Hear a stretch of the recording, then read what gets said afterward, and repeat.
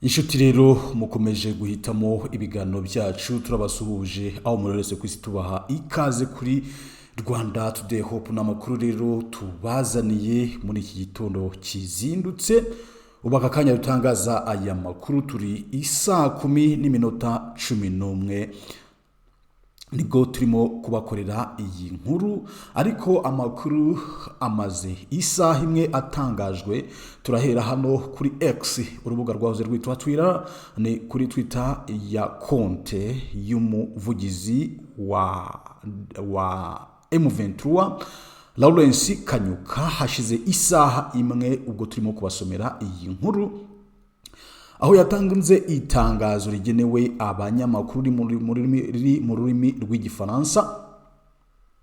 Itangazo tukaba dushobora kurishira mu cyongereza noneho tukaribasomera riragira riti official press release of the AFC M23 of January 27th 2025 ati itangazo officieli rigenewe abanyamakuru rya M23 AFC riratangira rigira riti we call on all residents of Goma to remain calm. Ati turahamagarira abatuye Goma kuguma batekanye bari karume ko nta kibazo cyabaye. The liberation of the city has been successfully completed and the situation is under control. Ati kubohora umugi wa Goma byagezweho kandi bigerwaho neza kandi situation irimo gukontororwa ni M23 ati ni communique igenewe abanyamakuru n'amatangazo rimwe riri mu gifaransa nkuko murimo kubibona irindi rikaba mu cyongereza rigira riti dushobora kuri basomera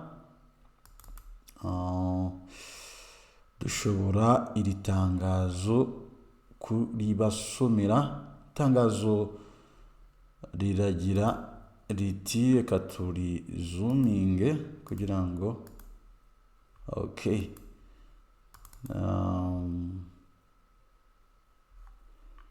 go riba ri zoom ariko sorry gato kugira ngo iri tangazo turizane turibasomere tubanza turi saving noneho turibasomere uko ryakabaye.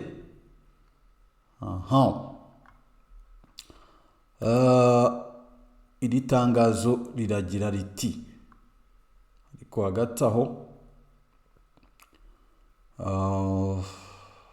sorry gato noneho iri tangazo turibakororere neza turisome uko ryakabaye.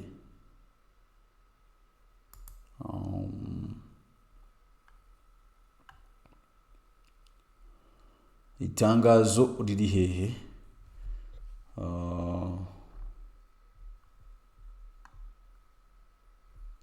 Itangazo riri hehe? Kubera ko iyi nkuru ntago turajya muri edit tukimara kuyikora rwose turahita tuyibagezaho nta bintu byo kujya ku editinga tujya gutinda ni ibintu turahita tubakora niyo mpamvu ku buhanga bw'ibyuma turimo kubitunganya hanyuma ubundi itangazo naryo tukaribagezaho uko ryakabaye. Noneho ati bimeze bite? Amakuru akomeje kuba menshi hano. Amakuru akomeje kuba menshi hano. Okay. Nekereza ko itangazo noneho ryageze aho rigomba kugera kugira ngo turibasomere neza. Itangazo dore ngiryo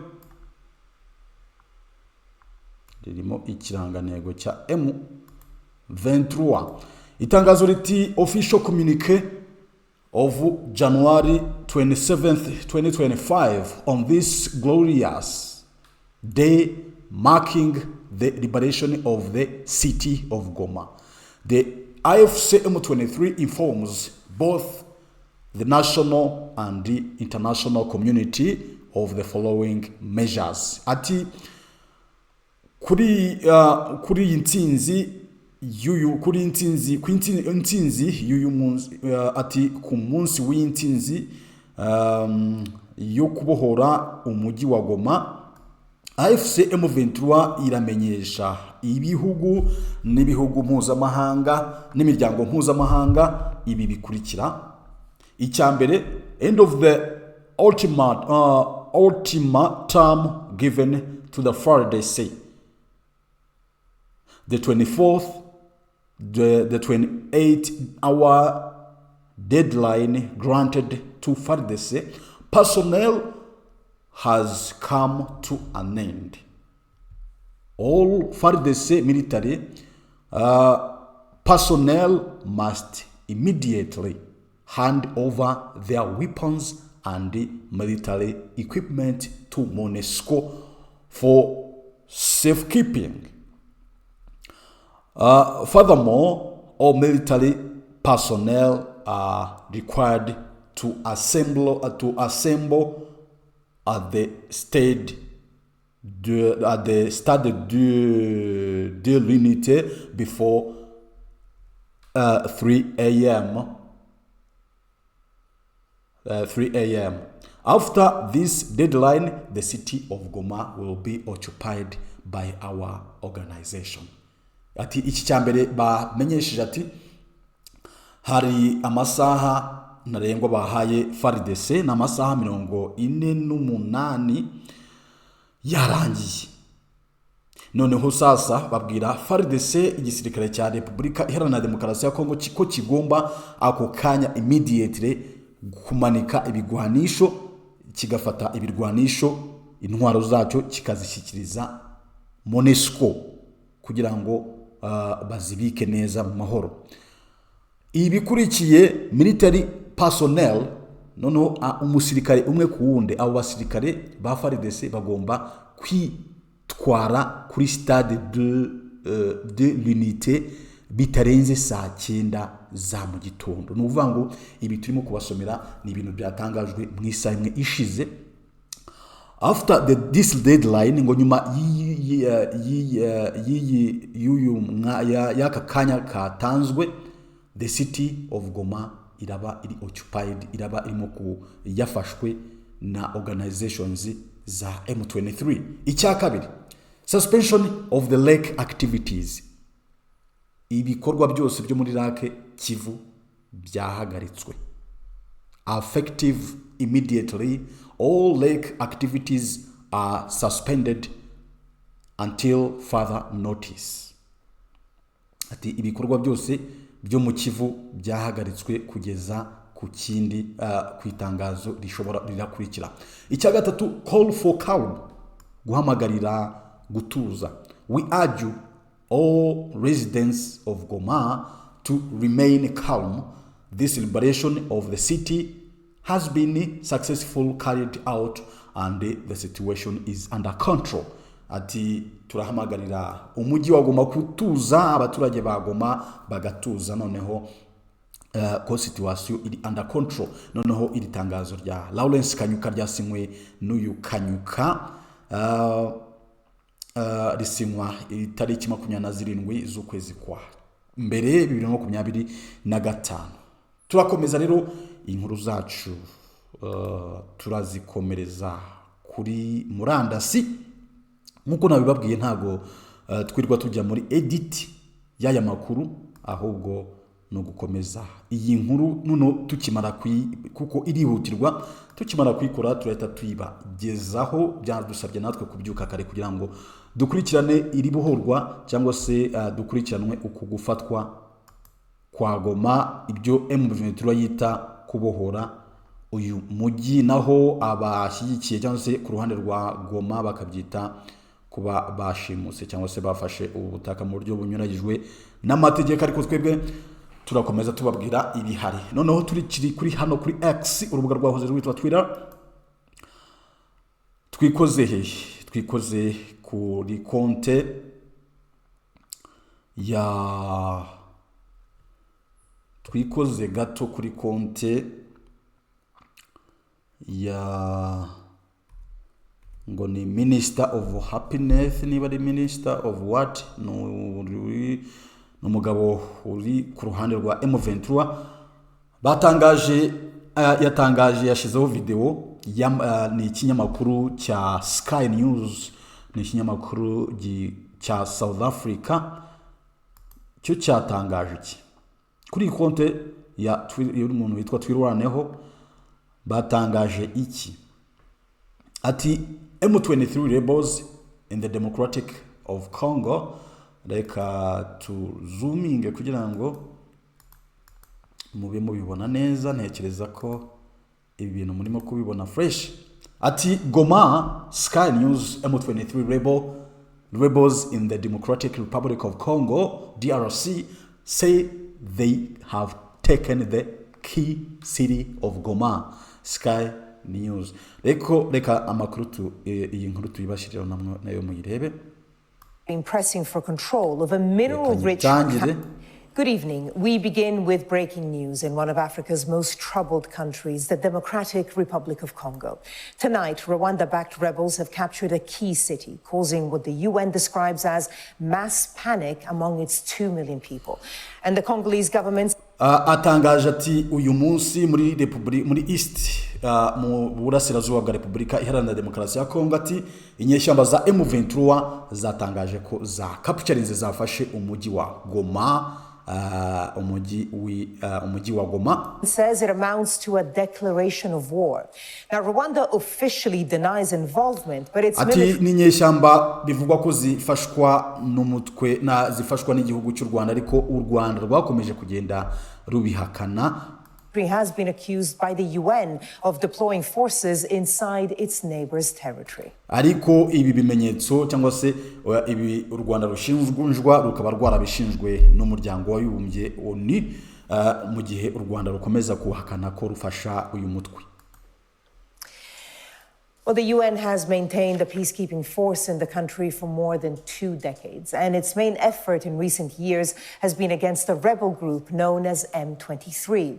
M23 has been pressing for control of a mineral-rich region in the country's east, holding by November 2022 a small amount of territory.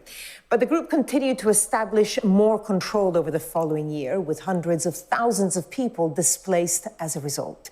This month, they have rapidly advanced.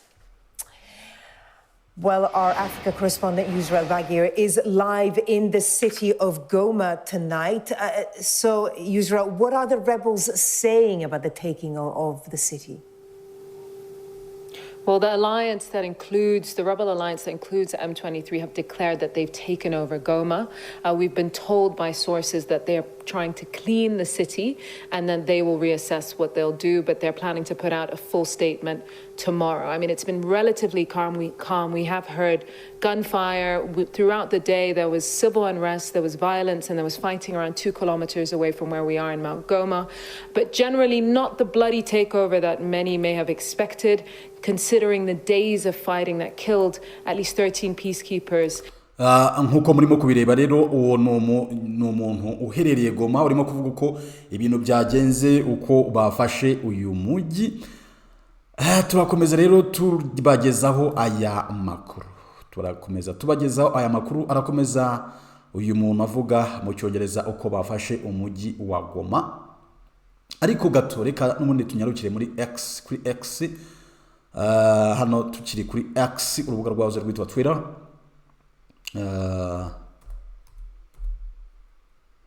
Tunyarukire kuri konte ya Scovia. Nawe yahoze kuri tere. Hari inkuru cyangwa se hari video ya perezida wa Kenya William Ruto, aho yahamagaye kuri telefone, ahamagara perezida Paul Kagame, anahamagara perezida Felix Tshisekedi. Ako kanya ibintu byihutirwa kugira ngo bahure mu nama ya East Africa. Ako kanya ihuza abaperezida igitaraganya, yahamagaje inama y'igitaraganya ngo mu masaha 48 nkuko nawe yabivuze, ahamagara aba bakuru b'ibihugu Perezida Paul Kagame na Perezida Felix Tshisekedi kugira ngo bahure bavugane kuri iki kibazo cy'umutekano muke uri mu burasirazuba bwa Repubulika Iharanira Demokarasi ya Kongo. William Ruto atiki The escalating conflict and deteriorating situation in Eastern Democratic Republic of Congo are a grave concern to the people and governments of East Africa. Noting the worsening humanitarian crisis exacerbated by ongoing military actions, including the closure of airspace in Goma, I call for the immediate and unconditional cessation of hostilities. I emphasize the obligation of all parties to facilitate humanitarian access to affected populations and urge both sides to pursue peaceful means to resolving. Uyu mugabo ati kuba umutekano muke uri mu burasirazuba bwa Repubulika Iharanira Demokarasi ya Kongo ni ikibazo gikomeye kirimo kugira ingaruka mu bamambure mu bihugu bigize East African Community. After consulting the heads of state of East African member states, we will convene an extraordinary summit in next 24 hours to chart the way forward. Uwo ni William Ruto, turakomeza tumwumva. This tragic conflict. These alarming developments, coupled with rising diplomatic tensions in the region, underscore the urgent need for peaceful resolution to a conflict that continues to inflict untold suffering on the people, particularly women and children. As the current chair of the East African Community, Kenya is aware of the region's critical responsibility in de-escalating violence and facilitating dialogue between the parties involved. We confirm and firmly believe that a sustainable solution can only be achieved through engagement, constructive dialogue, and a renewed commitment. Muri make uyu mugabo arimo kuvuga ukuntu uyu mutekano muke uri mu burasirazuba bwa Repubulika Iharanira Demokarasi ya Kongo ari ikibazo kirimo kugira ingaruka ku miryango, abagore, abagabo, abana barimo gupfa, barimo kugira gute. Noneho akavuga ko iki kibazo kigomba gukemuka binyuze mu nzira y'ibiganiro. Dukomeze gato.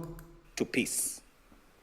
I call on the parties to the Luanda process on Eastern DRC and appeal specifically to my brothers, President Felix Tshisekedi and President Paul Kagame, both of whom I have had the occasion to speak to this evening, to hear. Ati muri uyu mugoroba nagize amahirwe yo kuvugana na Perezida Paul Kagame na Perezida Felix Tshisekedi kugira ngo bakurikize inzira y'amahoro, ariyo inzira y'ibiganiro. Heed the call for peace from the people of our region and the international community. I call on them to dedicate all efforts towards achieving peace in Eastern DRC and restoring good neighborliness, an essential principle underpinning regional peace and collective responsibility. Consequently, and having consulted with the heads of state of our region, we will be convening an extraordinary East African Community Summit within the next 48 hours to facilitate and to deliberate on this crisis and chart a way forward. This is in line with the East African Community Summit's decision of November 2024, which called for constructive engagement to address this conflict.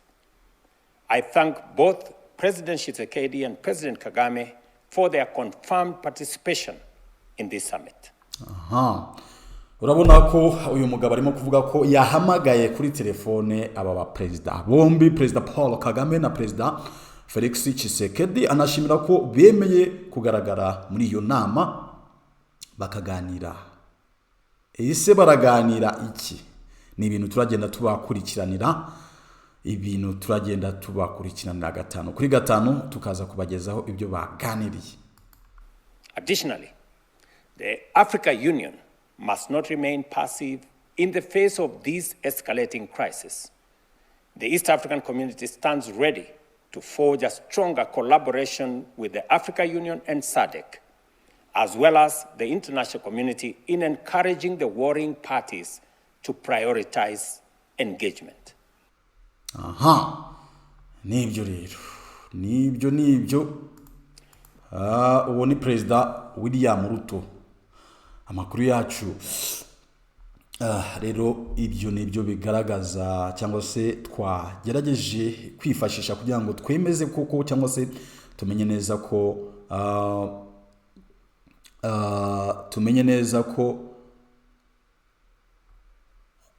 izi nyeshyamba za M23 zabohoje cyangwa se nkuko zibivuga zafashe umujyi wa